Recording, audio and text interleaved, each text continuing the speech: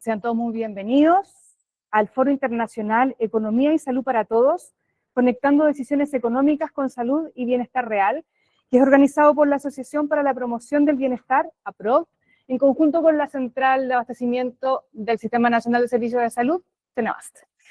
En este encuentro se busca generar un espacio de reflexión y diálogo en torno a la economía, la salud, dos ámbitos profundamente interrelacionados, como veremos más adelante, y que hoy más que nunca deben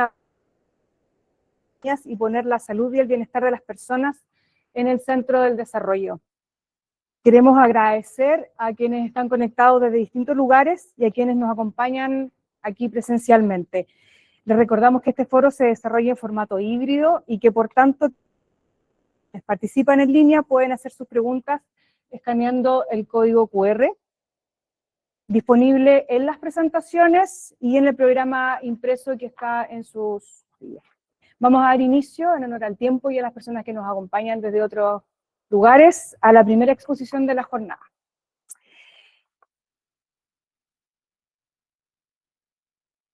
Bien. Para abordar el tema Economía de la Salud como disciplina, tenemos el honor de presentar al profesor Guillem López Casanova, quien es doctor en Economía Pública por la Universidad de York, Reino Unido, y licenciado en Ciencias Económicas y Derecho por la Universidad de Barcelona. Es expresidente de la Asociación Mundial de Economía de la Salud y académico de la Universidad Pompeu Fabra de Barcelona, además de cofundador del Centro de Investigación y Economía de la Salud, CRES-UPF, del cual es actualmente director e investigador principal.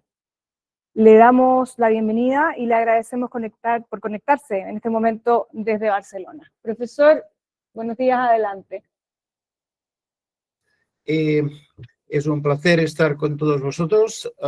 Siento apelado por un tema tan interesante y de la mano, en mi caso, de don Rafael Urriola, a quien le tengo mucho respeto, y cuando me preguntó si podía estar, aunque es siesta time ahora en Barcelona, con mucho gusto le dije que sí. Como el tiempo apremia y en cualquier caso mi presentación queda a disposición de todos ustedes, voy directamente a los mensajes principales.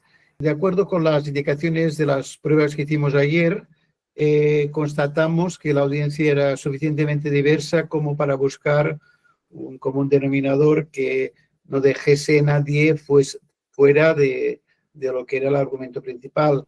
De modo que esta presentación que he hecho y que quedará en manos de todos ustedes, lo que intenta es reflejar el estado del conocimiento de una materia que es la economía de la salud. La identificamos como disciplina. Disciplinar quiere decir aquí y allá poner orden, poner de alguna manera razón y sensibilidad a lo que es la aplicación de estos conceptos tan básicos en la vida diaria, en este caso en un tema tan querido como el de la salud de la población. Bueno, como veis, utilizo los tres acrónimos como miembro de la Asociación Española de Economía de la Salud, como catedrático de Economía de la Universidad Pompeu Fabra y director e investigador principal del Centro de Investigación en Economía de la Salud. Entonces, me baso primero en la etimología de la palabra economía. Yo hice un poco de latín y nada de griego, pero sé perfectamente que detrás de ecología, ecosistema, etcétera, economía, está la raíz de oikos, y detrás de la de nomos está todo lo que supone la norma, el criterio, el principio. Pero la economía no tiene que ser muy diferente de las reglas o principios de sentido común para administrar lo propio, la administración más del hogar, de lo que es lo eficaz y razonable en los objetivos que cada familia, en este caso, o un Estado o una empresa pueda tener. Lo que distingue a la economía de otras disciplinas es que parte de raíz en el supuesto de que los recursos son escasos y los objetivos son diversos. Por tanto, estos recursos escasos son susceptibles de aplicar a diferentes alternativas, a diferentes objetivos.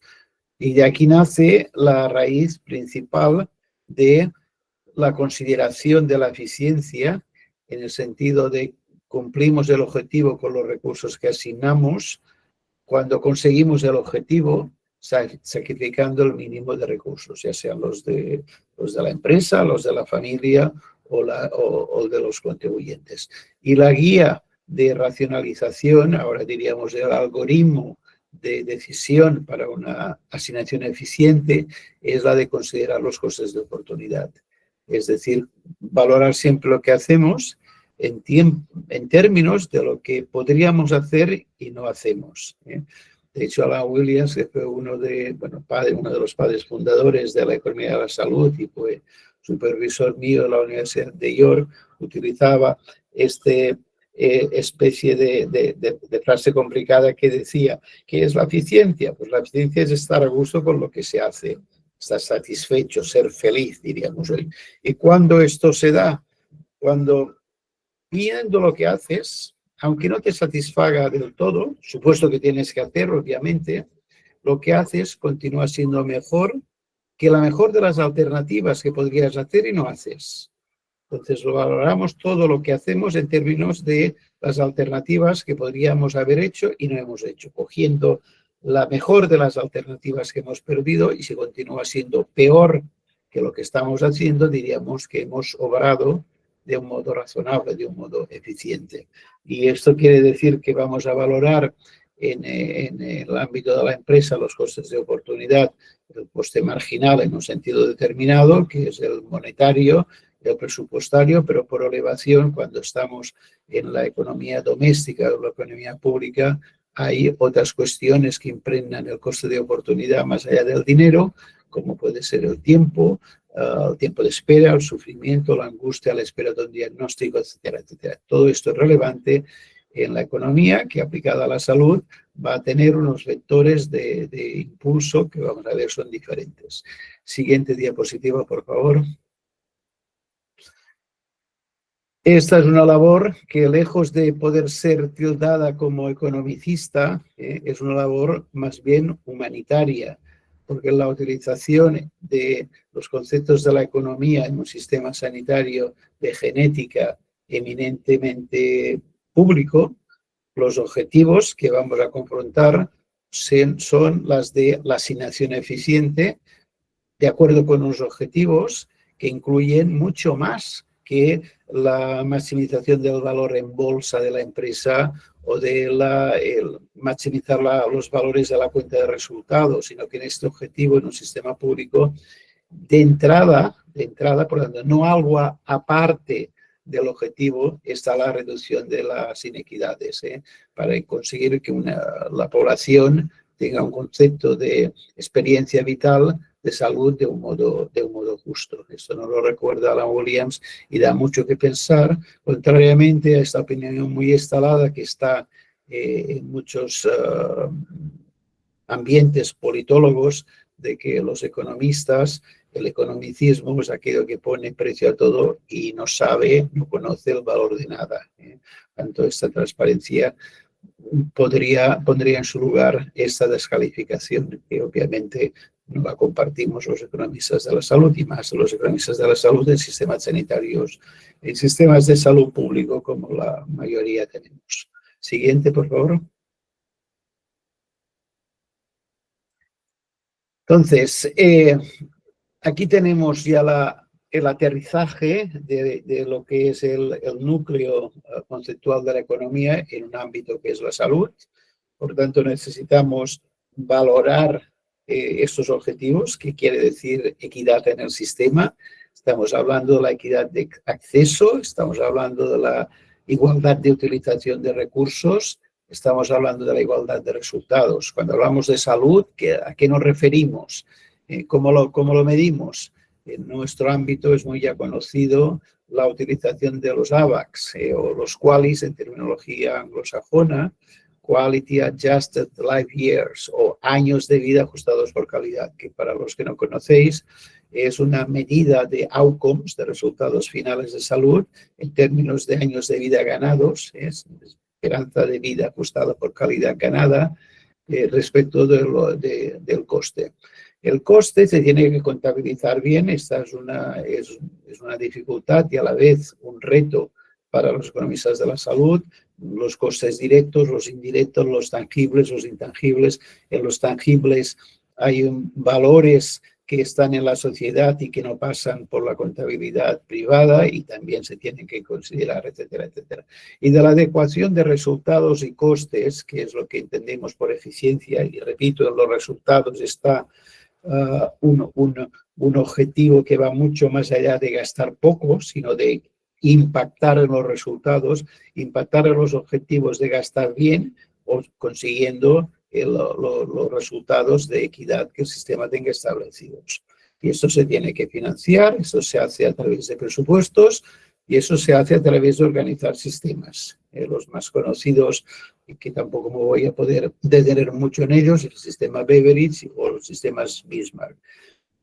Aunque tienen una historia detrás diferente, los sistemas Beveridge son los que fundamentan servicios nacionales de salud. Utilizo las tres palabras para distinguirlos de lo que es el sistema Bismarck, que son sistemas de aseguramiento social. Las palabras dicen bastante. En Beveridge, servicio como si fuese un servicio administrativo más, como si fuera el servicio de justicia o el servicio de educación. Por lo tanto, una cosa mayormente en el ámbito de la administración pública. Nacional, que es una aspiración que desde el punto de vista jerárquico los sistemas nacionales de salud tienen. Otra cosa es que lo cumplan, porque la diversidad lo pone en cuestión. Y el tercer elemento es de salud. Salud es el objetivo final. No hablamos, por tanto, de aseguramiento, no hablamos de actividad, no hablamos de inputs, de outputs, de throughputs, hablamos de outcomes, en terminología inglesa. Nos vamos a fijar en el resultado final. Eso es diferente de los modelos Bismarck, que tiene una tradición más de ligazón a los puestos de trabajo, cuenta ajena básicamente al principio, un sistema, no más que un servicio, un sistema, por decir, un engarce de diferentes actores, agentes que están prestando servicios, y por tanto el engarce es lo que da razón al sistema. Aquí ya no hablamos nacional, porque puede ser simplemente regional o puede ser por grupos de colectivos. Hablamos de aseguramiento. Aseguramos actividad que satisfaga problemas de morbilidad de enfermos. No hablamos de aspiraciones nacionales ni hablamos de salud. Hablamos de aseguramiento de una actividad que sea repositoria respecto a los problemas que arrastren las poblaciones. Y hablamos de aseguramiento social. Eso lo distinguiría ya claramente de los sistemas privados de aseguramiento, porque detrás del aseguramiento social, de lo que son en estos momentos en Europa, Alemania, Francia, Bélgica, Holanda, Austria, etcétera, hay un concepto social que hace que las primas que se pagan no sean actuariales, individuales, ajustadas a riesgos, sino que respondan a un pool de solidaridad determinado. Esto en Chile conocéis perfectamente, con lo cual creo que no hace falta extenderme. Pero quiero decir que el despliegue de la idea de economía en el ámbito de la salud nos lleva a organizar sistemas, servicios que representan Beveridge y Bismarck, en la tradición esta que os he estado comentando. Siguiente, por favor. Vale, entonces aquí ya hago un pequeño resumen de hacia dónde van las cosas. Oikos nomeia, ya lo hemos dicho, eficiencia, regido por el coste de oportunidad, y ahora vamos a tomar decisiones dentro de cada uno de los sistemas respecto de lo que es aceptable y no es aceptable, y esto le llamamos decisiones en lo diferencial. Eso es muy típico de la economía cuando en abstracto, en economía neoclásica, se habla de beneficio marginal y de coste marginal, que añade en términos de beneficios para una empresa el incrementar una actividad respecto del incremento de costes que esa actividad vaya a suponer. Entonces, mientras el beneficio marginal supera el coste marginal, quiere decir que la actividad, entre comillas, va a ser rentable. Cuando eso lo aplicamos en sistemas públicos, hablamos de beneficios incrementales respecto de costes incrementales. La evaluación económica se basa estrictamente en esta regla.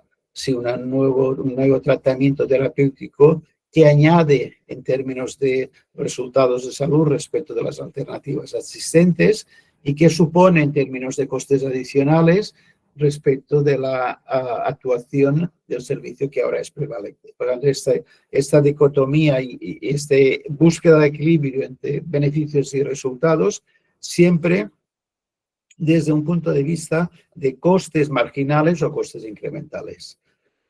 Estos tres pases que hemos hecho ahora son fáciles, son razonables, se pueden aplicar urbi et orbi. Entonces la complicación viene cuando lo aplicamos en un ámbito, que es el de la salud, que es muy complejo, porque en este ámbito confluye conocimiento clínico, política social, política pública y un sentimiento de solidaridad humana que sobrepasa lo que es una cuenta de resultados empresariales. Entonces, la aplicación esta tan dura tiene la economía de la salud como disciplina, repito, como sistema de poner orden, como manera de ordenar el debate, la idea de priorización. La priorización es el resultado de la evaluación y la evaluación predomina, tiene que prevalecer sobre la regla de rescate. La regla de rescate, que es muy querida en otros ámbitos, que quiere decir el que está más cerca del éxito, que se le pueda posponer el fallecimiento, porque obviamente el rescate no es evitar la muerte no se evita, sino que en cualquier modo se pospone.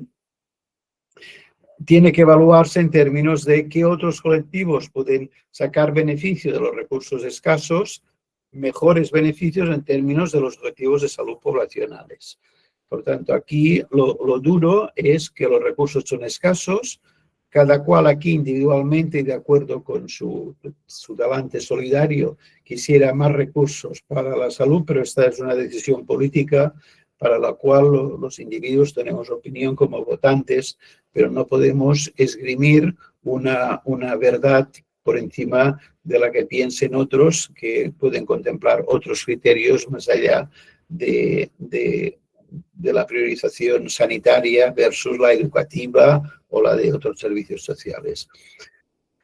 Y aún habiendo pasado este filtro de la priorización y habiendo aceptado que esto va a ser muy duro, aplicando los criterios de coste-efectividad y de evaluación económica, nos quedará siempre la decisión de qué pasa con aquellos servicios que son efectivos, primum non nocere, o sea, que sirven para la mejora de la salud, pero que tienen un coste prohibitivo, que el sistema público no lo puede financiar. Con lo cual, a falta de un sistema de copagos, el que un servicio, una prestación esté fuera de catálogo público equivale a un copago del 100%, porque la cuestión que aquí dirimimos no es que sea o no efectivo, porque efectivo lo es la prestación o el servicio. El tema es que en el análisis de beneficio y coste marginal hay alternativas mejor priorizables que la que estamos discutiendo y que, por tanto, no siendo prioritaria, queda fuera del debate, lo cual quiere decir que quien se lo pueda financiar lo tendrá al 100%. Entonces, para mí es la última fase de dureza de aplicación de la interfase que hemos visto entre la economía y la disciplina de la economía de la salud. Siguiente, por favor. Entonces, esto genera bastante polémica en los medios, en los debates, etcétera, y se exagera de algún modo por el diferencial entre lo posible y lo financiable. Lo posible nos viene de algún modo inflado por la innovación, no toda ella coste efectiva, pero que genera especial aspiración, sobre todo a los que padecen una determinada patología, y que ante la expectativa de un tratamiento quizás en segunda línea, etcétera, acaba siendo restringido porque la restricción presupuestaria es local. El conocimiento, como he dicho, es global. Todos nuestros profesionales, los buenos profesionales, están atentos al New England, están atentos a lo que es el British Medical Journal, lo que es la innovación farmacéutica que ya se encarga la industria de expandir, pero que luego lo financiable es mucho menos en función de los recursos disponibles. Y este tiene un problema de credibilidad política que algunos intentan resolver por el lado de la racionalización de los ratios de coste-efectividad incremental, que es lo que quiere decir ICER en inglés. Luego tenemos el tema de los dispositivos, las diferentes actuaciones que se marcan y que vienen influidos por el corporativismo que existe en el sector. Corporativismo quiere decir sindical, quiere decir de grupos, de especialidades dentro de la salud pública, entre lo social y los propios servicios de salud, entre los servicios de salud más de salud pública que los de asistencia de salud, etcétera. Aquí el corporativismo marca un poco cómo estas ideas se reflejan en la práctica en el momento de montar dispositivos asistenciales. Y el tercer elemento importante, y que acostumbro a hacer siempre yo mucho énfasis, es el tema de esta mala visión que tiene el sistema de salud como algo como insostenible financieramente, como si todo fuese un tema de gasto, como si la economía de la salud se fijara solo en una parte de este balance, no en resultados, sino simplemente en recursos. Y esto para mí es un error. La economía de la salud distingue que en los resultados, en los objetivos, tiene que haber elementos no solo de ahorro de costes, sino también de cumplimiento de objetivos, equidad incluidos, y que por el otro lado, esta sostenibilidad se refleja en los dos lados del presupuesto, no solo en el presupuesto de gastos, que es el que normalmente se focalizan muchos economicistas, dados como tales, sino también en el de ingresos. ¿Quién va a financiar estos objetivos y estos recursos que tenemos a disposición del sistema? Entonces, este debate yo lo enfoco no tanto en términos de sostenibilidad financiera como de solvencia. La palabra solvencia nos recuerda que aunque tú un sistema tengas que sea sostenible financieramente, porque le estás abocando todos los recursos que piensas son importantes, puede ser insolvente. La solvencia tiene que ver con la capacidad de solventar situaciones nuevas, de retos cambiantes, y en el sistema de salud los retos son enormes, demográficos, tecnológicos, de medicina personalizada, etcétera, etcétera.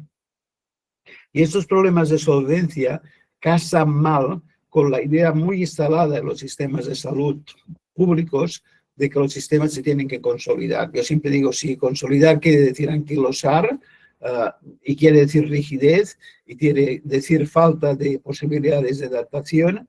Yo estoy en contra de la consolidación, porque para mí, aunque el sistema sea sostenible financieramente, si no es capaz de solventar, solucionar retos cambiantes, va a ser un mal sistema. Y aquí los economistas de la salud tenemos una presencia muy baja para poner orden precisamente en este debate con las rigideces estatutarias, organizativas, etcétera, etcétera. A partir de aquí, yo ya voy a hacer simplemente una visión de helicóptero para que ustedes sepan las transparencias que les he puesto y entiendan el conjunto. O sea que ahora ya vamos a ir rápido y en pocos minutos acabo. Siguiente, por favor. Vamos a hablar de priorización, de evaluación. Por tanto, y eso tiene que ver tanto en comparar años de vida ganados con la calidad con la que se viven, temas de maximizar esperanza de vida versus igualar diferencias de mortalidad o de resultados en salud, temas de autocuidado, temas de trasplantes, la priorización lo impregna todo. Siguiente, por favor. Cuando esto lo decidimos en términos simplemente de sostenibilidad, dado los recursos, dado por hecho que el presupuesto no hay más cera que la que arde, o bien anclamos el gasto o abrimos la financiación por mayor presión fiscal. Esas son alternativas que tienen cada una de ellas mucho calado porque van a decidir hasta qué punto este sistema va a tener capacidad de solventar, más allá de la sostenibilidad, los retos que tenemos por delante. Esta sería una especie de guía de navegación por piezas, por grupos, que para mí orienta muchísimo lo que es el debate en economía de la salud. Fíjense que algunos de ellos ya los he comentado. ¿Qué pasa con aquellas cosas que, siendo efectivas, tienen costes muy altos y quedan fuera de catálogo? ¿O qué pasa con aquellas alternativas que más de curar son más de cuidar?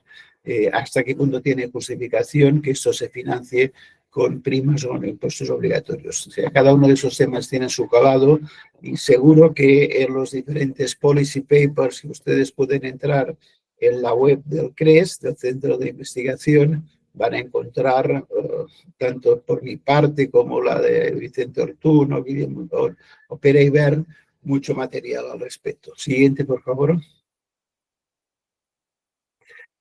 Vale, entonces, tres cosas que son importantes aquí identificar. Primero, el más macro, priorizar.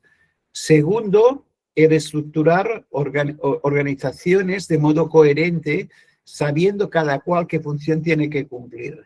Y finalmente, cómo el que ha de cumplir la función responde a los intereses. Esas son tres piezas, es un engranaje que siempre... pero como tiene un algoritmo diferente en cada una de ellas, la virtud está en engarzar las tres piezas de modo coherente. Y ahora lo verán en las siguientes transparencias. Siguiente, por favor. El global, el macro, esta es la famosa caja de la cobertura pública de Reinhardt, Bush, que hace ya años que circula, posiblemente ustedes la han visto.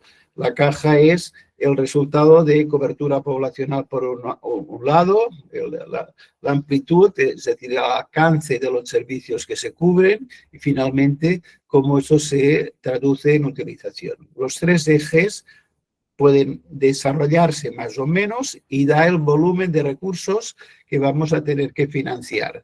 Algunos sistemas tienen una legibilidad muy amplia, los SNS, los sistemas nacionales de salud suelen ser universales hasta el último punto, pero son muy estrictos en lo que entra y lo que no entra. Eso es el trabajo que hacen las agencias tipo NICE, etc. Y los sistemas más de aseguramiento social, para que la cosa no explote, lo que hacen es poner copago para que la confluencia de lo que ofrecemos, de lo que ofrecen ellos y lo que es la utilización que haga, no sea insostenible financieramente. Siguiente.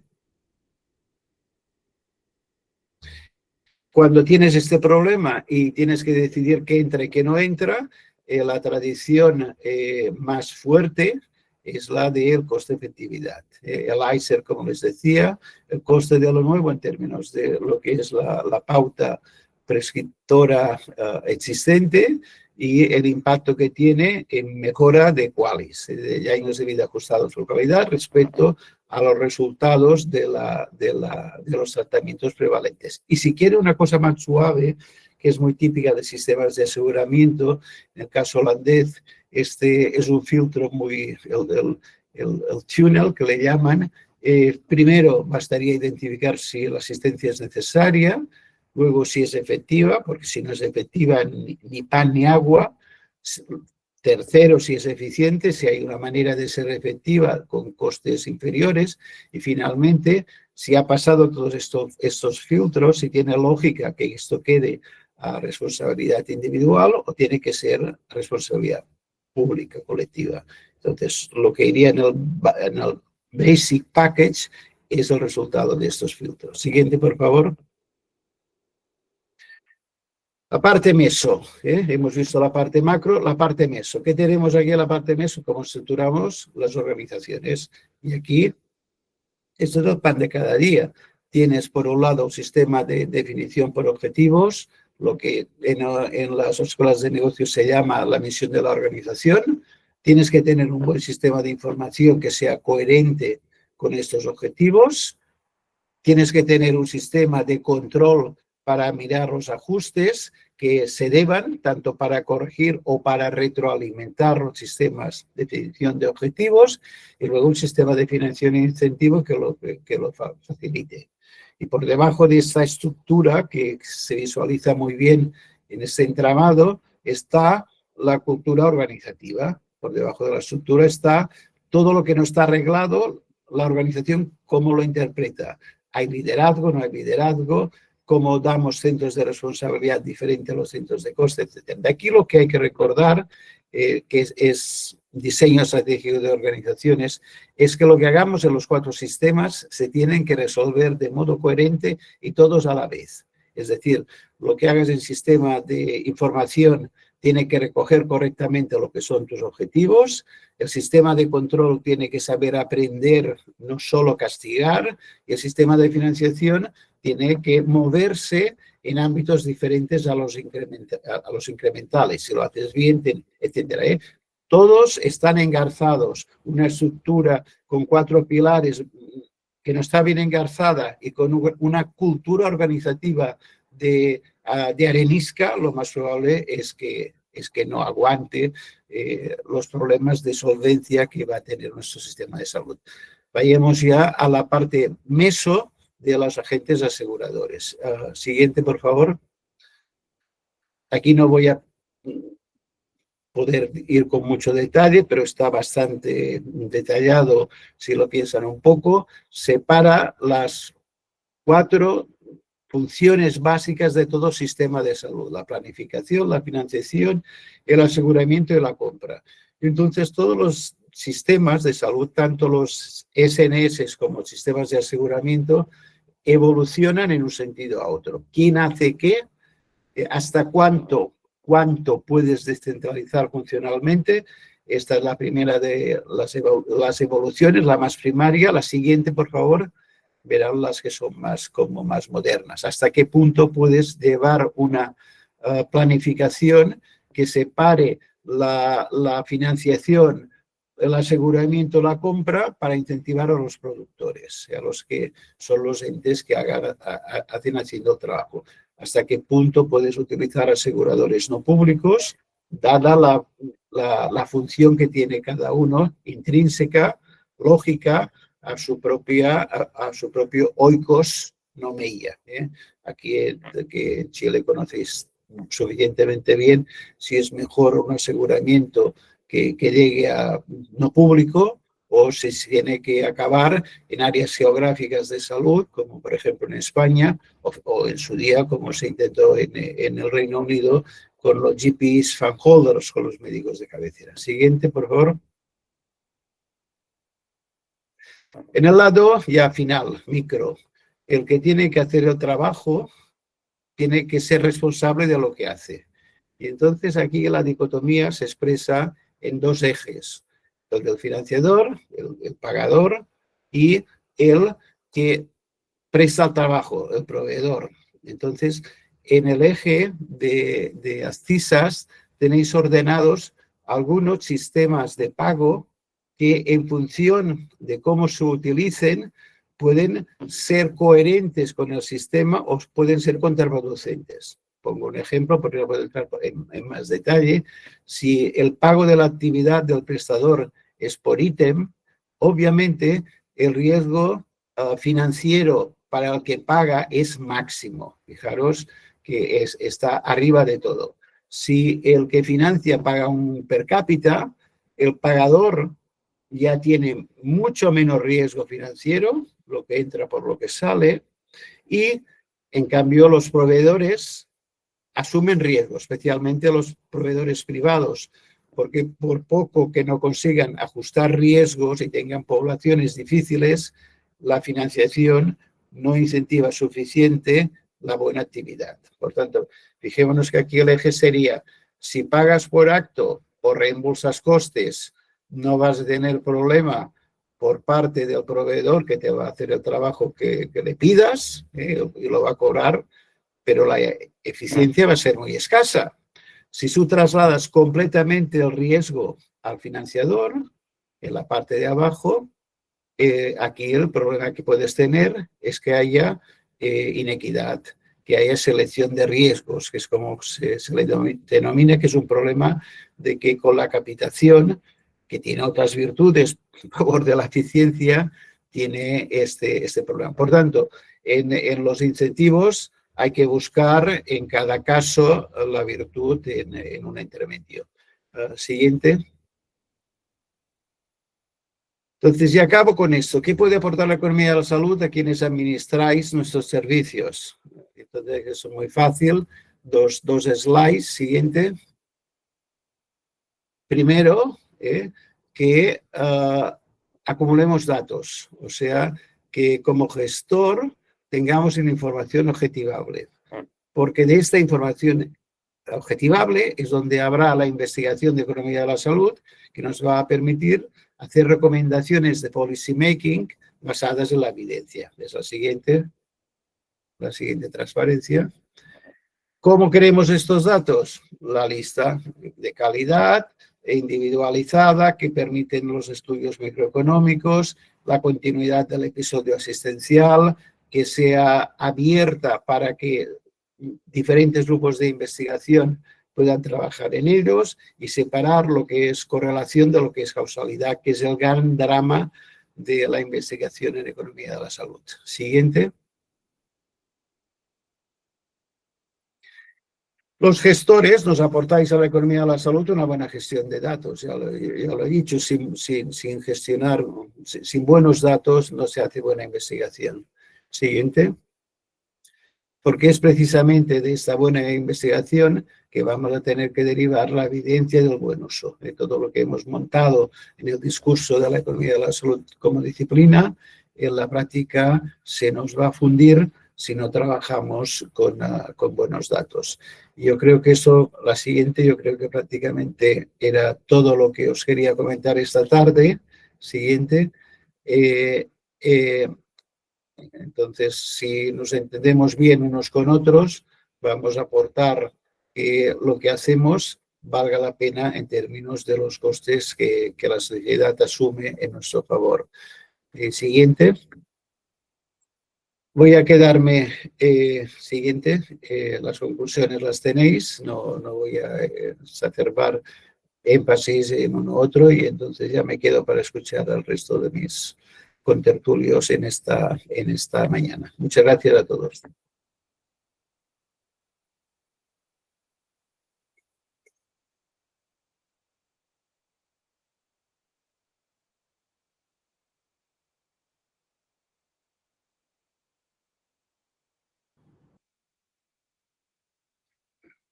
Ya. Bueno, le vamos a agradecer al profesor López Casasnovas por su exposición y en honor al tiempo y a las personas que están conectadas en este taller de esta mañana, vamos a continuar con la intervención de Jaime Espina, que es el director de Senabast. Nuestro director es ingeniero civil industrial de la Pontificia Universidad Católica de Valparaíso y además MBA de la Universidad Adolfo Ibáñez. Ha ejercido como su director de operaciones y jefe de Relaciones Internacionales en el Instituto Nacional de Estadísticas, además de jefe de operaciones de nuestra propia institución. Su presentación se llama Intermediación en compras públicas para el sector salud, el impacto en la ciudadanía. Hola, buenos días. Gracias por la oportunidad de ser nosotros los anfitriones de este encuentro. Hace unas 2 semanas atrás me preguntaron del Ministerio qué tenía que ver la CENAVAS con economía de la salud. Yo creo que somos un caso de economía de la salud. De hecho, vamos a aterrizar brutalmente los conceptos que se revisan, a mirar la CENAVAS como un caso de economía. Y nosotros hablamos, y quiero gastarme muy poco tiempo en esto. Pasemos a la siguiente, por favor. Somos una institución que su rol es proveer economía a la salud. Pase a la siguiente, por favor, para ganar el tiempo. Esto no tiene mucha importancia. Somos una institución pública dependiente del Ministerio de la Salud. Sigamos. Tenemos varias líneas de negocio. Vamos a profundizar la de farmacias porque esto afecta directamente a las personas. ¿Ya? Las otras han sido parte de nuestro rol de generador de economía de la salud al sistema público, ¿ya? Y también al privado. Yo le decía, pasamos al siguiente, por favor. Yo le decía al equipo de la DIPRES hace unos meses atrás de que para efectos prácticos la CENAVAS es como el gimnasio, el sistema de provisión de salud en Chile. Cada peso que se mete en salud es un peso que se eficienta, que se hace eficiente, ¿ya? Por lo tanto, es un grave error ahorrar en ir al gimnasio, ¿ya? Hay que ahorrar en otras.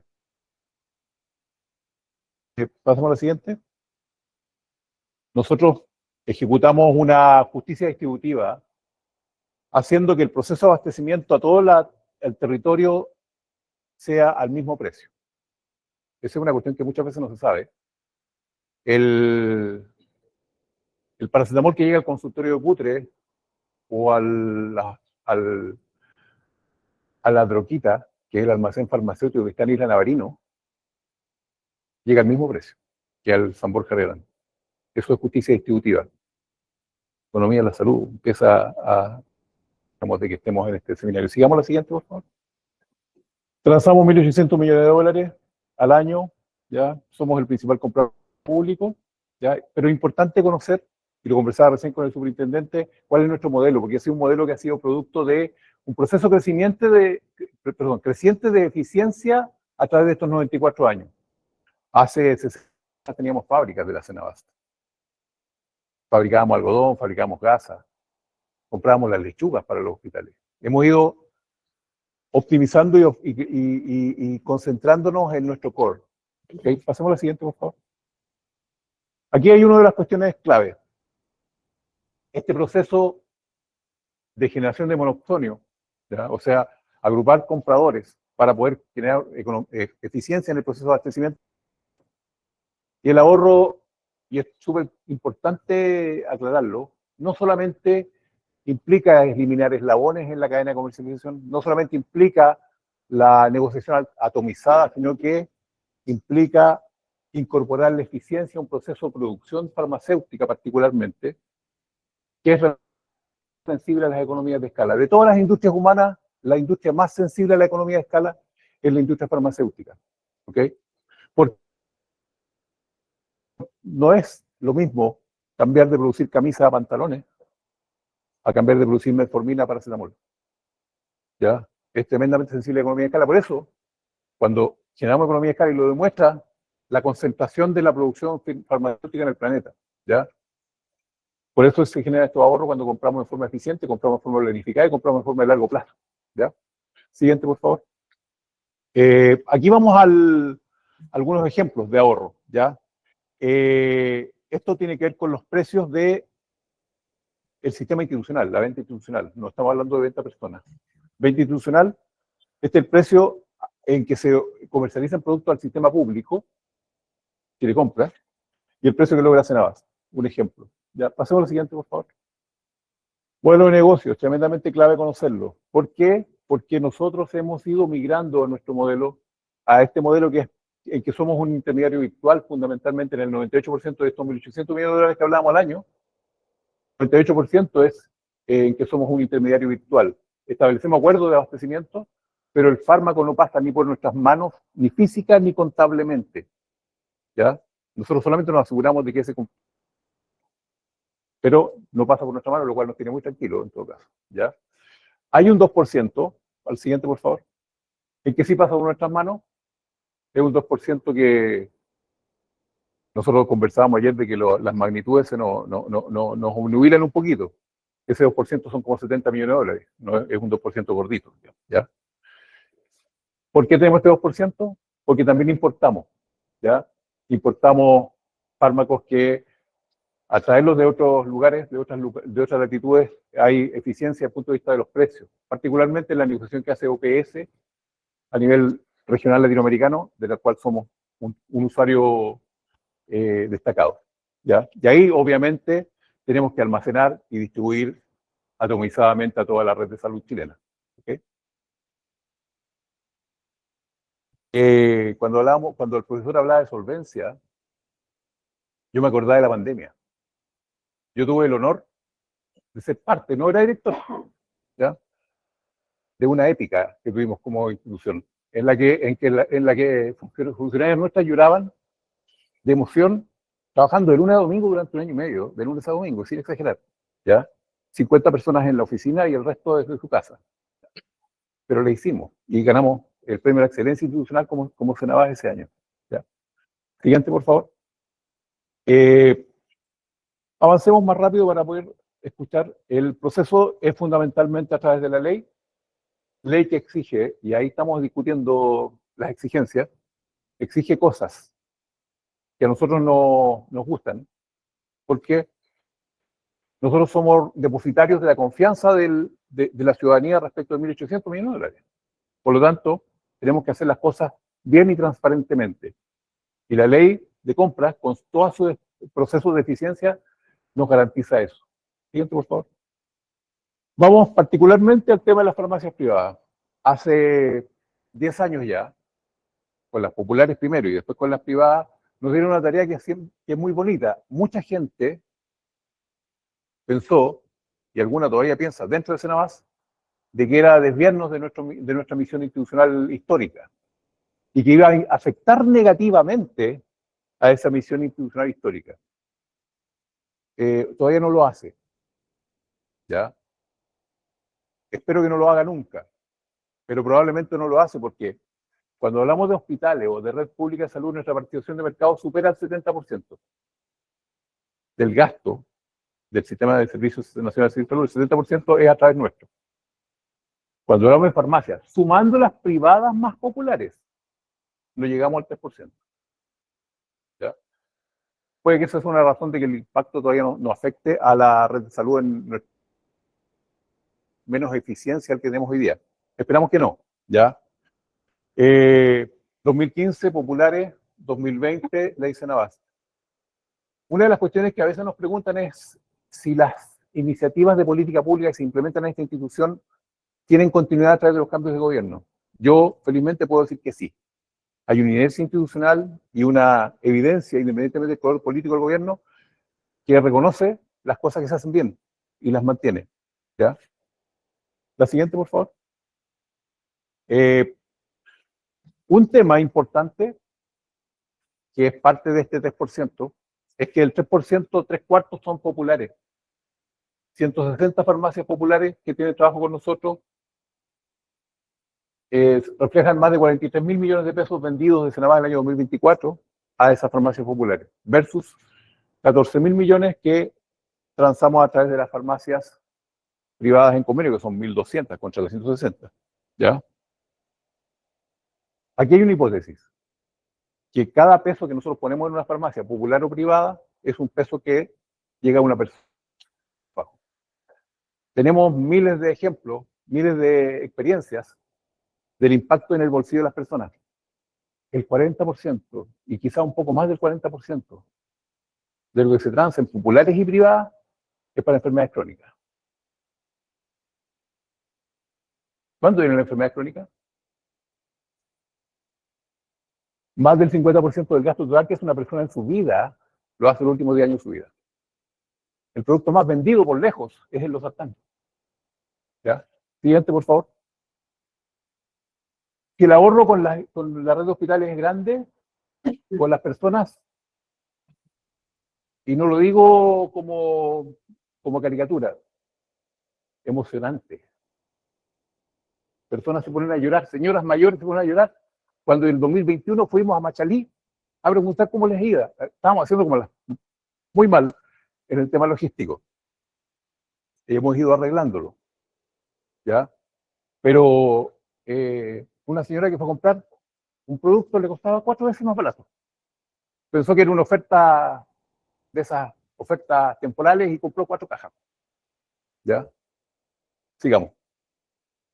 Hemos incorporado tecnología porque hay cuentos ahí, consideraciones del modelo que a veces no se entienden mucho. Como esto es libre, voluntario, y así debe serlo, no todas las farmacias tenemos una oferta de 300 medicamentos distintos, no todas tienen los 300, algunas tienen 2, 3, 100, 200, los que quieran. Sigamos. El ahorro, 60%, pasamos al... Este es un ejemplo, es un caso de economía de la salud. ¿Ya? Senabas es un caso de economía de la salud. La siguiente. Y aquí está Están bajando los precios de los medicamentos. Y están bajando muchos medicamentos. Lo cual es el objetivo de fondo de nuestra irrupción en el mercado. Aquí está el ejemplo de la incorporación de Senabas, de medicamentos en Senabas, ¿ya?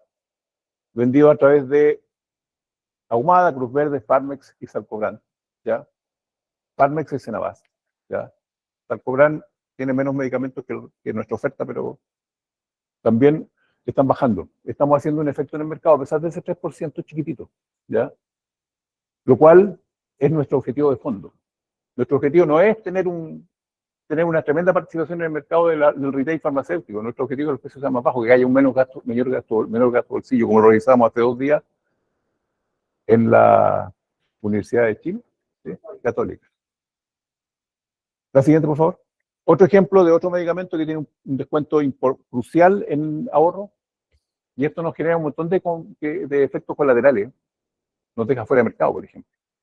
Por eso tenemos esta negociación de 1 año y medio a un precio fijo, y si el precio del mercado retail baja, nos genera ciertas complicaciones.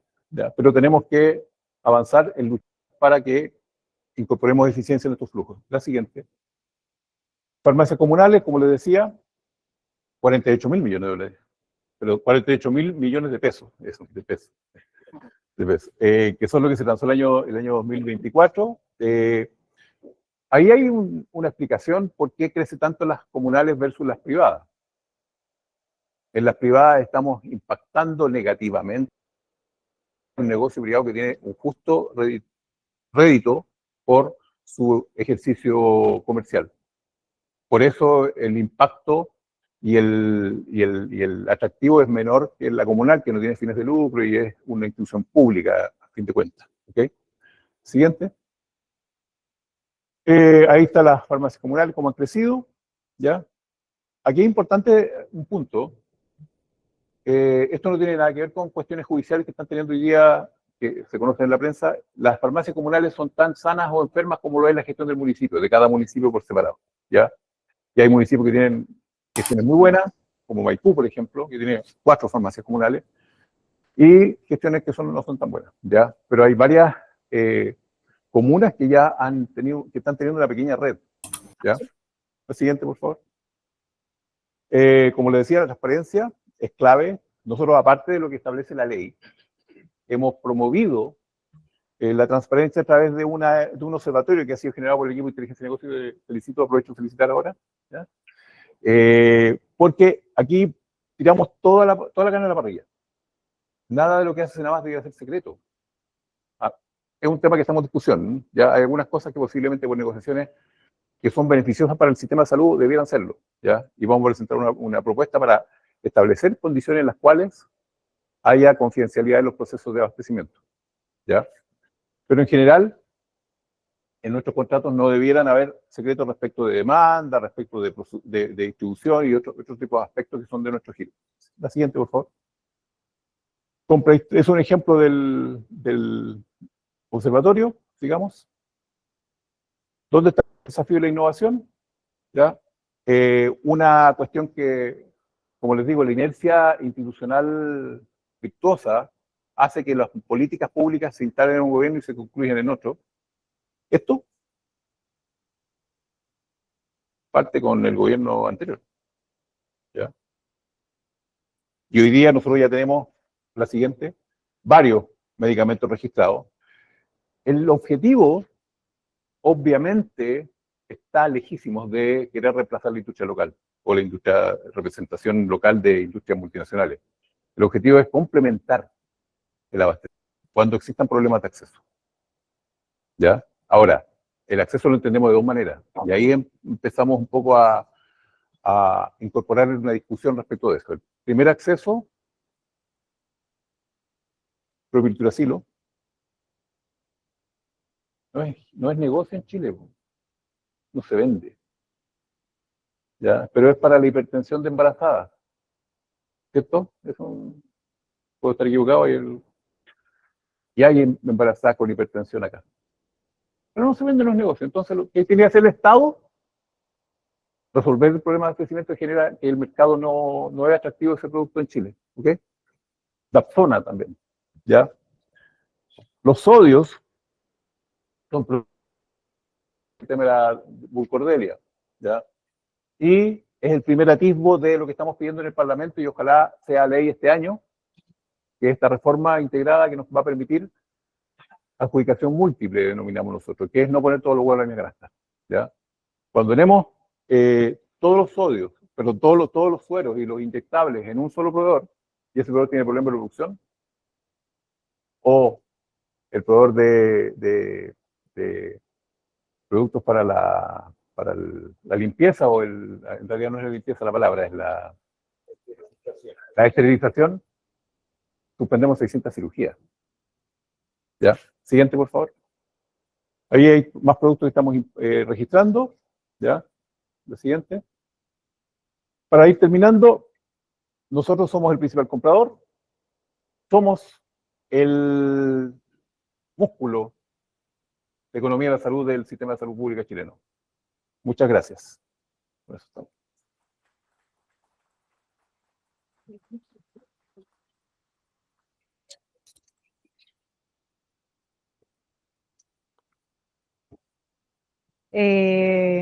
Gracias, director, por la presentación. ¿Sí? Sí, ya. Gracias, director, nuevamente por la presentación. Se llama Estrategia de Economía y Salud para Todos. Y la presenta don Rafael Urriola Urbina, quien es ingeniero comercial y magíster en Economía de París. Especializado además en Economía de la Salud. Ha sido investigador y director de estudios en el Ministerio de Salud y además de profesional P5 en la CEPAL y consultor para organismos internacionales. Presidente de APROB y director de la revista Sistema de Salud y Bienestar Colectivo. Don Rafael.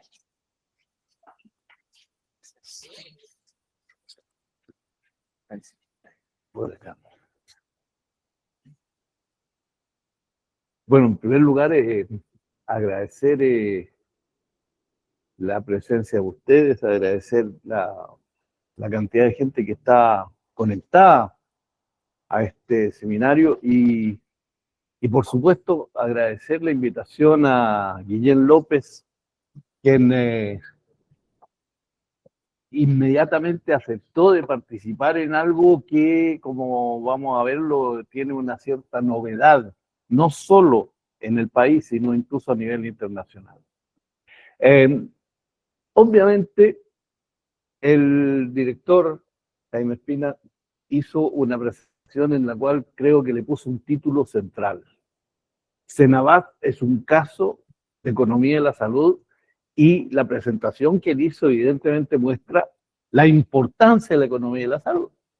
Yo creo que uno de los grandes problemas es que justamente ha habido, en lugar de una sinergia entre la parte económica y la parte sanitaria en los países, lo que hemos encontrado ha sido más bien una confrontación y una desconfianza enorme.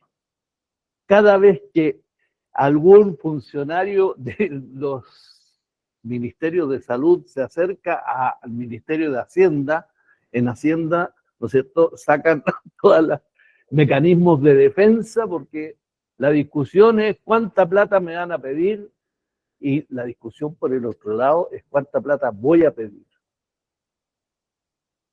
Y no hemos sido capaces justamente de cambiar esa lógica en la manera en que se muestran los unos con los otros.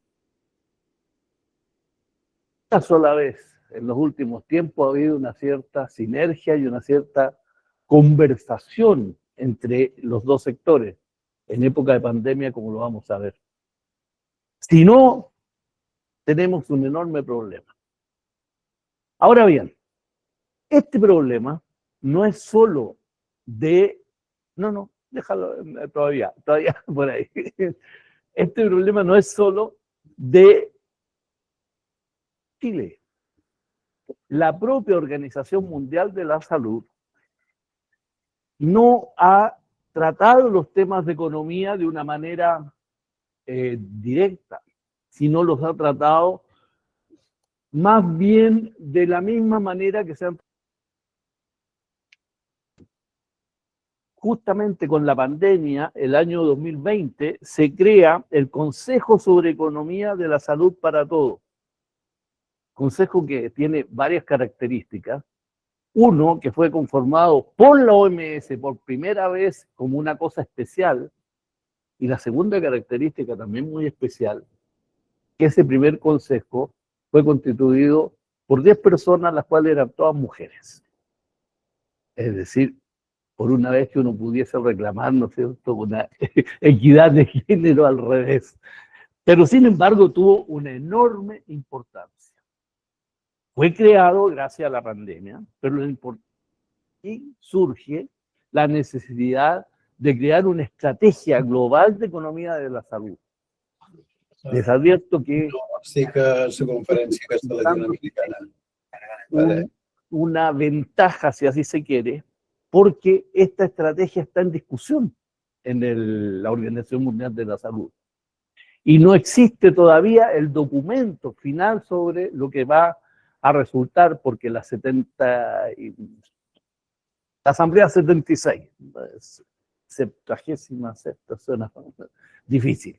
La Asamblea 76 de la Salud del 2024 dio como mandato de que había que crear una estrategia para lo que es la Asamblea la Asamblea 77 del año 2026, en la cual van a aparecer probablemente gran parte de los temas que yo voy a mostrar. O la siguiente. Entonces, ¿cuál es la visión? Yo ya no voy a... Esto ustedes lo van a poder tener, se va a poder distribuir, por lo tanto yo lo que voy a hacer más bien son unos comentarios con respecto a lo que está en la discusión. Insisto, esto está en la discusión, lo que yo estoy presentando no son los acuerdos de la OMS, sino son los temas de la discusión en la OMS que están actualmente en discusión y que se están consultando a personas de todo el mundo. Es decir, lo primero es de que aquí hay una discusión que va a ser difícil.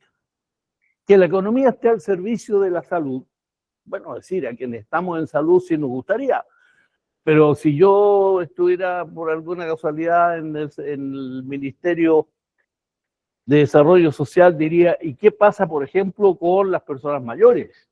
O en vivienda, ¿y qué pasa con la vivienda, etcétera? O educación. Es decir, tenemos que entender que hay una competencia enorme entre incluso los propios ministerios encargados de asuntos sociales sobre los recursos que son escasos y fijos, como bien dijo el profesor López Casanova. Es decir, en esto tenemos que pensar más bien de que es necesaria una un cambio general en la planificación misma del presupuesto. Es decir, la idea de que lleguen a competir distintas áreas sociales por los mismos recursos, quizás debemos transformarla en que todos debieran llegar previamente en un concepto global y único, ojalá, o por lo menos intentarlo consensuar previamente entre todas las áreas sociales para llegar a un presupuesto que tenga en consideración que los recursos son escasos. Entonces, ese es un punto y un comentario que le encontré yo a esa visión. Con respecto a los principios rectores de la economía de salud para todos, es decir, si ustedes ven, estos principios tienen una enorme ventaja para nosotros que estamos en un proceso de reforma o intentando un proceso de reforma en salud, porque todas y cada una de esas cosas son bastante similares a los principios que se han colocado en la actual reforma y en particular incluso en la atención primaria de salud. Ahora bien, los objetivos que parecen completamente compatibles con lo que uno se imagina que puede ser la economía de la salud, es necesario plantear algo con respecto al tema específico de la coordinación de los actores sanitarios. Creo que aquí tenemos un déficit enorme. Creo que uno de los grandes temas que están presentes en Chile es justamente la falta de coordinación e incluso la lucha entre los actores que están en el sistema. Mientras más descoordinado está el sistema, menor gobernanza. Mientras menor gobernanza, se neutralizan las reformas. Un ejemplo, licencias médicas. Si ustedes revisan las propuestas de licencias médicas que hoy día se plantean, propuestas de reforma de licencias médicas que hoy día se plantean, son exactamente las mismas que se han venido planteando en los últimos 25 años.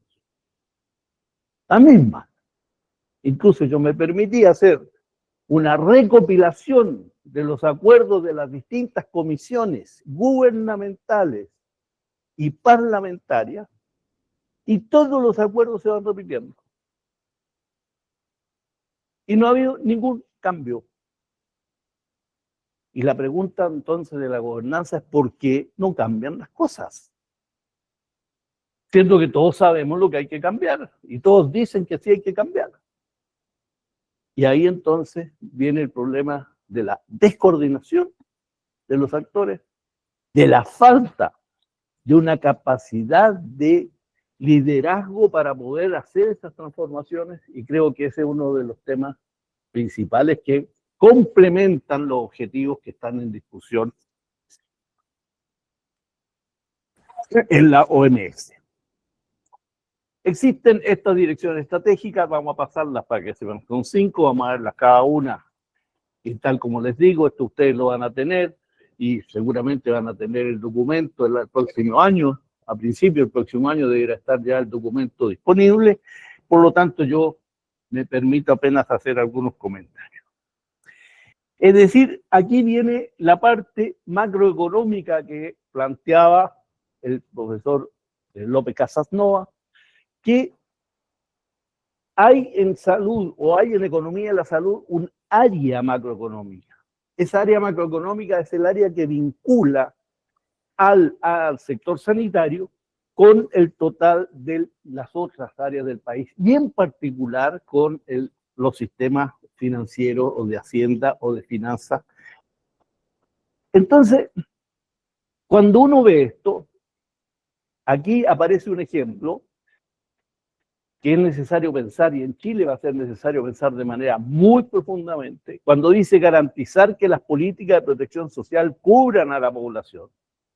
Aquí tenemos un problema gravísimo. Gravísimo porque la protección social no incluye solo la salud. La protección social incluye, y en particular incluye la situación de jubilaciones, adultos mayores, pensiones. pero también incluye lo que hoy día se llama el sistema de cuidados. Es decir, hoy día, si nosotros queremos entrar en una discusión de las políticas económicas en salud, es muy difícil que podamos no incluir inmediatamente qué va a pasar con adultos mayores, personas jubiladas y el sistema de cuidados en general, que no necesariamente es sanitario.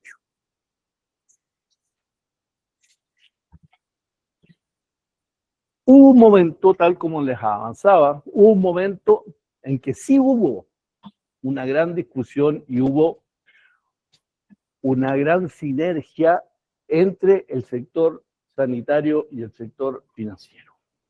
Nos referimos a la época de pandemia. Ahí están las cifras que me parece importante.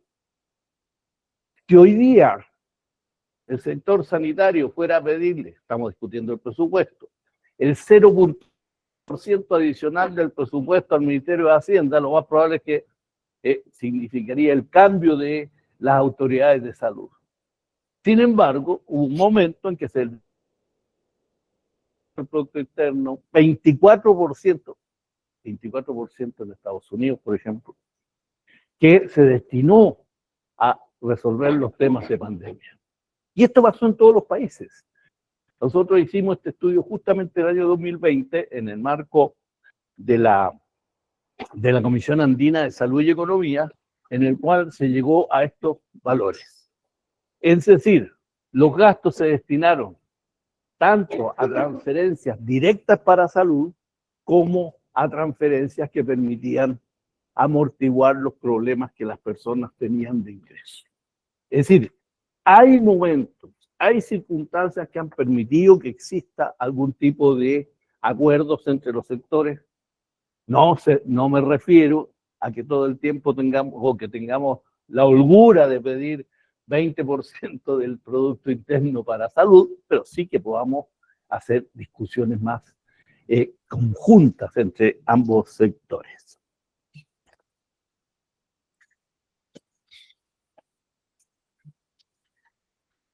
Otra de las dimensiones es lo que se llama las acciones en valoración e inversiones de la salud. Esto del valor, justamente, Guillem nos permitió clarificar el concepto mismo de valor, no insistiré en aquello, pero creo que si ustedes ven un poco esta idea de inversiones y en particular las propuestas que están planteadas, casi todas tienen que ver con una palabra que empezó a desprestigiarse con el tiempo, que es planificación. Si queremos hacer realmente economía de la salud y realmente resolver los problemas con los criterios de efectividad, es decir, lo que se necesita es planificar.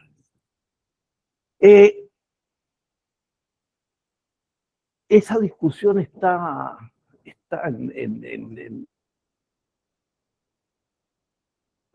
hoy día en la disputa Estados Unidos-China, por ejemplo. Allí hay una discusión entre mercado, Estado, cuánto de Estado, cuánto de mercado. Es posible resolver problemas complejos en que cada uno por su cuenta intente resolver cada una de las partes? ¿O es necesario que haya alguna instancia que regule de manera global los sistemas de tal modo que se plantee algún tipo de planificación, que no será la planificación centralizada antigua?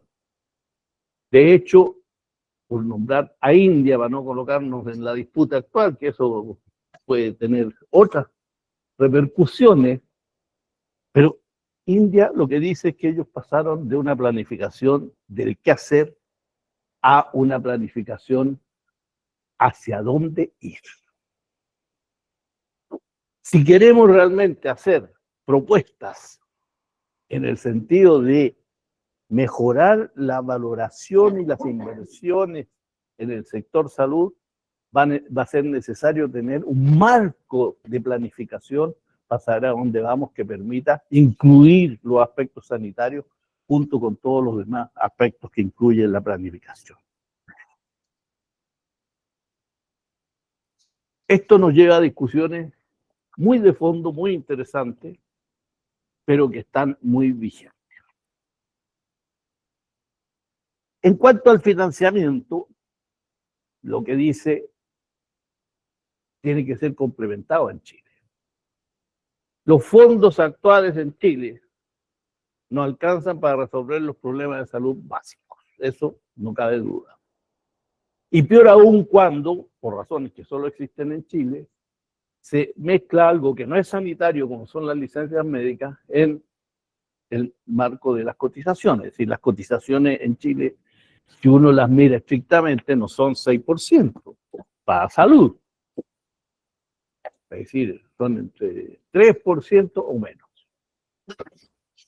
Por lo tanto, estamos incluso engañándonos con respecto a eso. Chile necesita rediscutir todo el sistema de financiamiento. Pero discutir el sistema de financiamiento significa también buscar mecanismos que mejoren la eficiencia de los seguros, por ejemplo, seguros complementarios. La modalidad complementaria que se está implementando o estudiando en FONASA es suficiente, es la necesaria. ¿Ha habido una discusión suficiente? Probablemente no, pero habrá tiempo para mejorar todo aquello. Lo concreto es que hay que pensar en el financiamiento. Las capacidades, hay que mejorar las capacidades del sistema. Yo solo me remito a decir que mejorar las capacidades del sistema significa colocar en el centro de la discusión los temas de gobernanza. Es decir, sin eso difícilmente vamos a poder hacer resultados o lograr resultados más eficientes. Por último, en la última línea de los ejes que está discutiéndose en la OMS, que es la llamada agenda de investigación, también Guillem López dijo algo completamente correcto de cuál es el rol de economía y la salud, pero aquí no es el rol de economía y la salud nomás, sino aquí lo que necesitamos es mayor transparencia, más confianza para poder analizar datos, para poder saber qué pasa. Acabamos de intentar hacer un aporte a la evaluación o a cuáles serían los indicadores para evaluar la atención primaria de salud, y aunque la mayor parte de los indicadores necesarios que la teoría exige no están. No hay series, no aparecen suficientemente claros, etc. Por lo tanto, en la transparencia y de los datos es uno de los temas centrales para poder desarrollar la agenda de investigación. Termino con esto. Lo que hay que pensar entonces, ¿a qué distancia estamos de una estrategia de salud para todos? Digo, de salud para todos primero, que es una de las prioridades que están en la agenda sanitaria, y también tendremos que pensar que si estamos lejos de eso de salud para todos, que probablemente estemos todavía más lejos de una estrategia de economía de la salud para todos. Muchas gracias.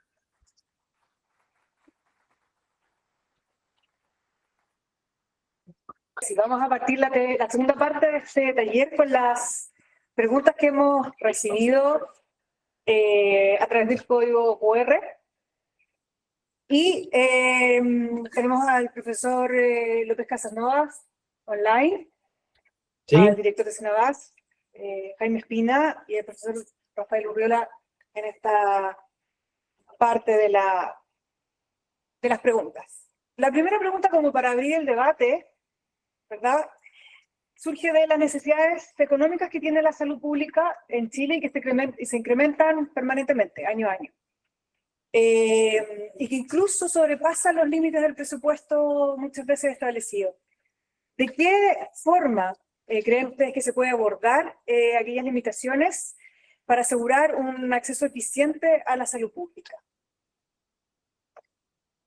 Profesor López. este fenómeno es general. En todos los casos observamos que el gasto sanitario, el gasto en salud, se comporta como un bien de elasticidad renta elevada. Es un gasto que crece por encima de lo que crece el PIB. Los presupuestos públicos, en el mejor de los casos, crecen como crece el PIB nominal, con lo cual el peso del gasto sanitario dentro del PIB y dentro del presupuesto global genera incrementos que son comunes en todos los países. En España empezamos en el 6,7, estamos ya casi en el 9,5% del PIB. Tiene una raíz esto tecnológica que está ligada a la naturaleza del sector servicios. Le llaman la enfermedad de Baumol, que quiere decir que la tecnología no suele sustituir gasto corriente, sino que lo acompaña.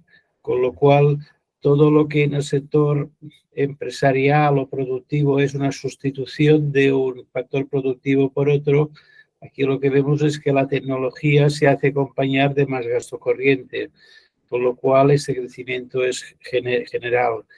En estos casos, si siguiéramos las recomendaciones de Reinhard Busch o frenamos por el lado del catálogo de prestaciones, de lo que entra y lo que no entra, con criterios de coste-efectividad, o mantenemos un criterio de incrementar la financiación a través de copagos, con lo cual lo que estaríamos haciendo es ordenar por efectividad relativa. No por coste-efectividad, sino por efectividad, que es lo que hacen, por ejemplo, los franceses cuando en todas aquellas prestaciones que tienen una efectividad menor, el copago es más alto. Y esto resume lo que había dicho al principio, o anclamos el gasto y nos dedicamos a racionalización por coste-efectividad como hacen los ingleses, digámoslo así, o tenemos que ir a sistemas de aseguramiento social y no nos tienen que doler prendas con la instauración de copagos. Se quiere decir no anclar el gasto, sino que quiere decir incrementar la financiación. Pero una de las dos cosas se tendrá que hacer. Director. Mira, compartiendo lo que dice el profesor, hoy día todas las sociedades están expuestas al aumento del gasto, del costo en salud. Y eso es, a pesar de que parece negativo, es tremendamente positivo porque nos ha sido una herramienta que nos ha permitido extender la vida, extender las condiciones y todo eso. De hecho, toda la innovación que se está haciendo en farmacología, el aumento de equipamiento para poder atender mejor los problemas de salud que tiene la población, son una tremenda buena noticia, pero que implica más costos, ¿ya? Yo creo que lo que es clave aquí es que nosotros vayamos priorizando y evaluando la tecnología sanitaria de mejor manera. Yo creo que el desarrollo de mejores sistemas de evaluación de tecnología sanitaria son claves en este contexto de una presión de costos que es tremendamente positiva, insisto, que al final del día, pero que no estresa los sistemas de presupuestación. Rafael. Cuesta decir algo adicional, pero en fin, hay cosas que vale la pena recordar. El 20% de los gastos en salud son gastos que llaman de desperdicio, gastos innecesarios. Eso incluye desde medicamentos que se botan hasta tecnologías que se aplican innecesariamente, cirugías probablemente previsibles. En fin, incluye también la falta de buenas derivaciones del sector primario al sector secundario, etcétera. Pero lo más importante es que si nosotros consideramos que gran parte de los temas que están incluyendo la mayor parte del gasto de salud son de enfermedades crónicas, es decir, si nosotros somos capaces de trabajar mejor con aquellas enfermedades crónicas o con las causas de las enfermedades crónicas, me refiero, por ejemplo, dos grandes temas que están en discusión, que es la obesidad y la salud mental. trabajar en eso puede significar una reducción de costos muy importante en el corto plazo. Y esto nos lleva, concluyo, a un aspecto que está planteado, que es las discusiones de la OMS, que es de plantear no solo la salud como un tema sanitario, sino lo que se ha llamado salud en todas las políticas. Muchas gracias. A mí, si me permites, añadir una cosa a raíz de lo que decía el doctor Espina. Una derivada parcial de estos días, coyuntural, la política trumpista en torno al control del medicamento, que la hace de una manera muy burda, capando lo que son los precios con lo de la nación más favorecida. Eso puede dejar en entredicho toda esta tecnología que se pagaba para innovaciones menores, marginales, de poca entidad y que perseguían esta secuela de aumentar casi para siempre. Sé que esta es la aspiración que incluso algún mandatario hizo patente de vivir para siempre, y esto Trump lo está cortando por la vía rápida, por la vía, porque cuando capa los medicamentos, lo que está diciendo es que hay gasto perentorio para su Make America Great Again, más importante que no gastar en estas cosas que para él marginalmente son poco importantes, cuando lo que él quiere hacer es mejorar la ocupación o la reindustrialización del país. Esto es una derivada interesante, lo digo por si se quiere hacer un zoom sobre este tema. Gracias. Gracias, profesor. Bien, vamos a partir con las preguntas que hemos recibido a través del QR. Vamos a hacer una por cada uno y luego vamos a seguir las. Bien. Profesor López, ¿cómo va? Dice la pregunta: Chile y España tienen diferencias estructurales en el acceso a medicamentos. En España el costo está fuertemente internalizado en el gasto público, mientras que en Chile recae principalmente en el gasto de bolsillo. ¿Cuál considera que es el principal mecanismo económico a nivel de regulación de precios, compras centralizadas o el rol de la atención primaria, por ejemplo, que permitiría a Chile migrar su curva de financiamiento del medicamento hacia el modelo de protección financiera o gasto fiscal que tiene España, sin sacrificar la eficiencia general del sistema de salud? Gracias por la pregunta. Es interesante porque España, dentro del contexto europeo, tiene un porcentaje de gasto en medicamentos relativamente alto. Claro, los porcentajes siempre son estos. Si el resto del gasto, que básicamente es salarial, es menor relativamente que el de otros países de nuestro entorno, de la Unión Europea, es Alemania, Inglaterra, Francia, etcétera, el peso del gasto de medicamento luce más en términos de porcentaje. En términos capitativos, no es un gasto muy alto. De hecho, es medio bajo en términos de población, de per cápita. Otro tema diferente es el exceso de prescripción que se está observando. O sea, precios bajos en general, sobre todo porque una vez se entra al medicamento ya no se actualizan los precios, pero hay un sobreconsumo muy elevado. Por tanto, el tema de inflación de prescripción es mucho más peligroso y más iatrogénico que el de la inflación de precios. ¿Cómo se está combatiendo esto? Pues desde las comunidades autónomas han empezado ya con políticas de evaluación de posicionamientos terapéuticos para los medicamentos nuevos, los más costosos, y hay elementos que buscan, más allá de la aprobación y de la fijación del precio, restringir el consumo. Y esto ya son decisiones de las comunidades autónomas. Lo cual quiere decir que la industria farmacéutica no está nada a gusto con la situación actual y que intenta, a través del gasto hospitalario, que es el que queda fuera de la órbita, digamos, nacional, para que haya un consumo más alto, porque en el gasto hospitalario los precios no están tan claramente definidos como en la atención primaria. Por lo tanto, si se observa la evolución, se nota cómo la industria se está centrando más en el gasto en dispensación hospitalaria, huyendo un poco de la primaria, que está más contenido por el tema de genéricos y por la presión de las compras que hacen las comunidades autónomas, y los hospitales juegan un papel aquí de intentar negociar precios por su cuenta, en lugar de haber una compra conjunta, que es lo que hace la entidad que preside el doctor Espina. Lo que buscan es comprar ellos individualmente para conseguir márgenes que les sirven para financiar mejor sus servicios hospitalarios.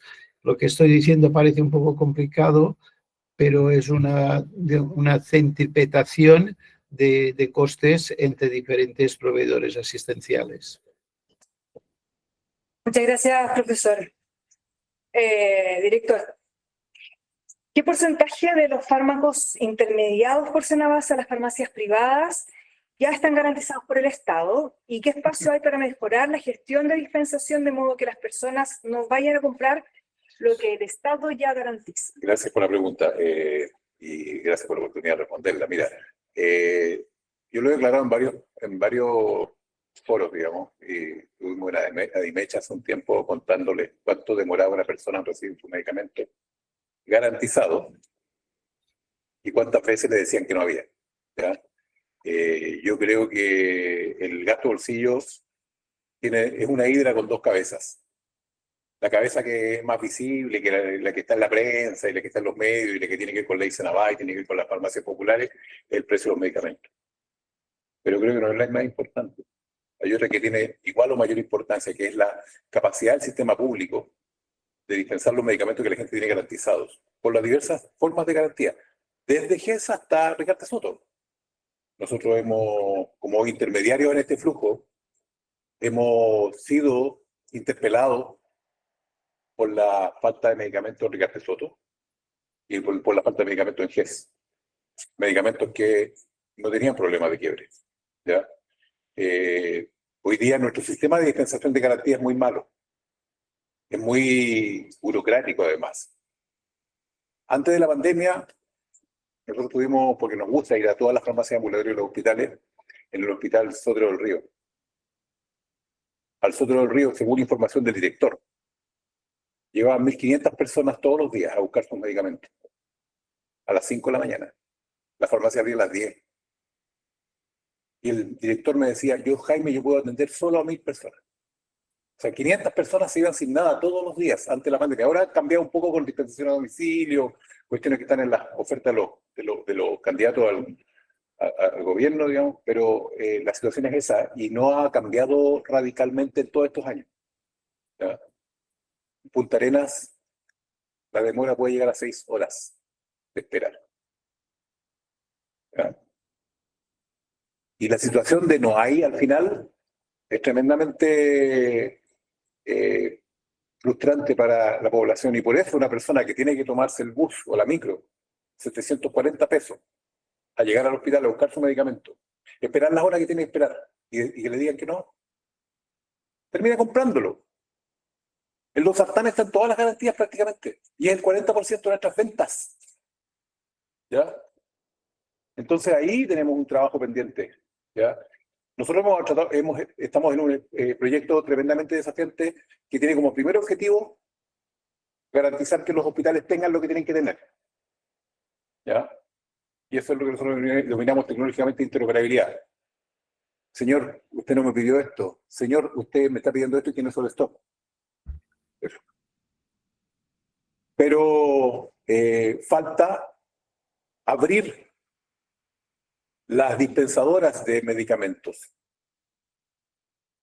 Nosotros pensamos, por ejemplo, la dispensación a domicilio para los crónicos, bien, pero también, ¿por qué no multiplicar los lugares donde la persona puede retirar sus medicamentos?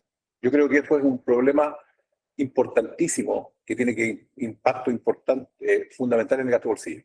Y respondo. Gracias, director. Rafael, En Chile, las evaluaciones de costo-efectividad se realizan desde la perspectiva del sistema de salud y, por tanto, no incorporan externalidades positivas de los tratamientos, como la reducción de hospitalizaciones, licencias médicas o el aumento de la productividad, que sí se consideran en algunos países de la OCDE.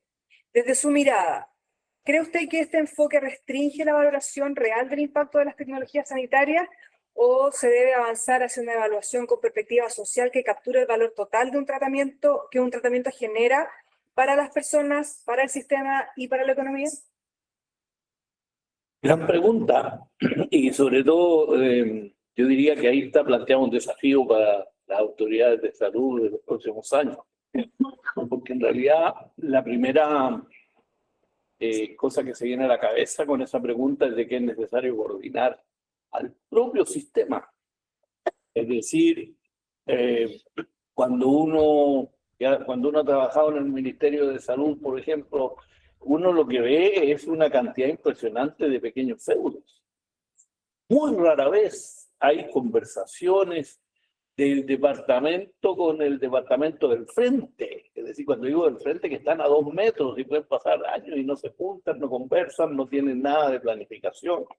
Es decir, eso es tremendamente importante.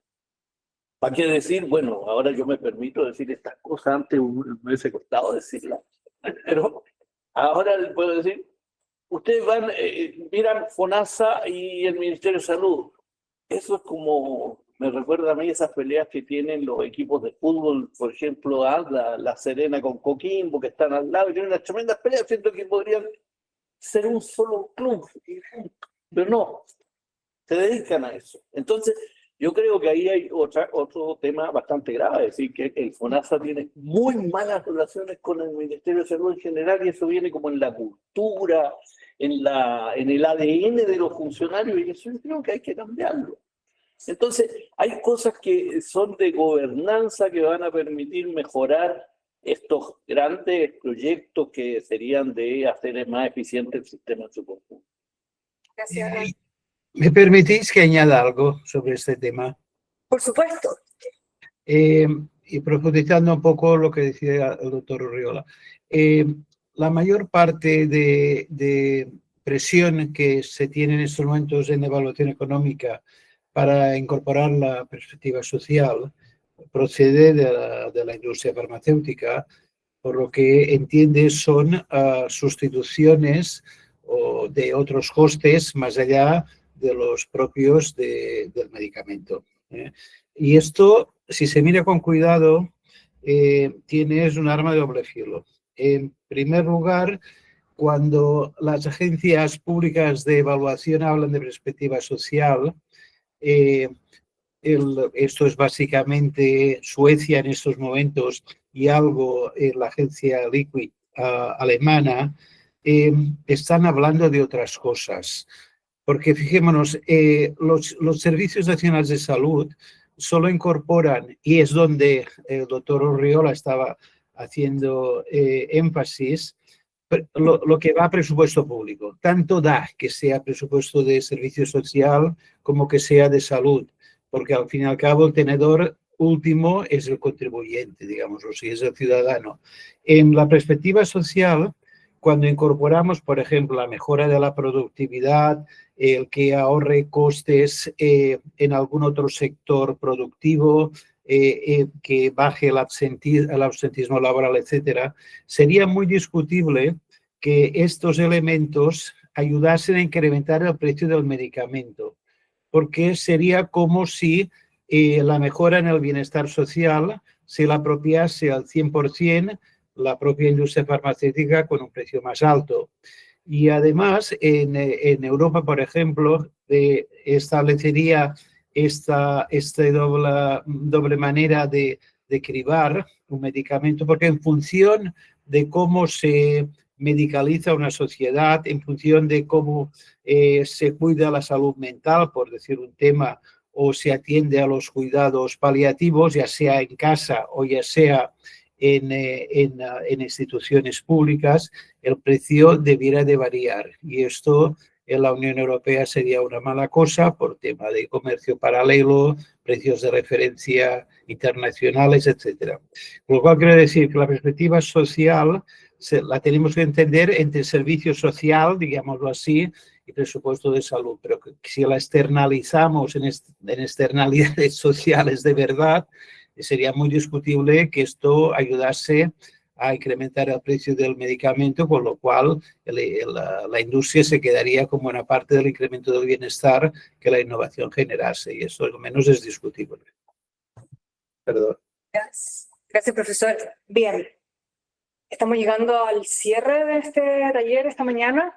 Le agradecemos, profesor, haberse conectado desde Barcelona. Muchísimas gracias. A todas las personas que están por transmisión online. Don Rafael, muchas gracias por las importantes reflexiones que nos ha dejado esta mañana. Director, muchísimas gracias a todos. Les agradecemos. Los invitamos para la próxima oportunidad en que tengamos un taller. Que tengan una muy buena jornada. Muy buen día. Adiós.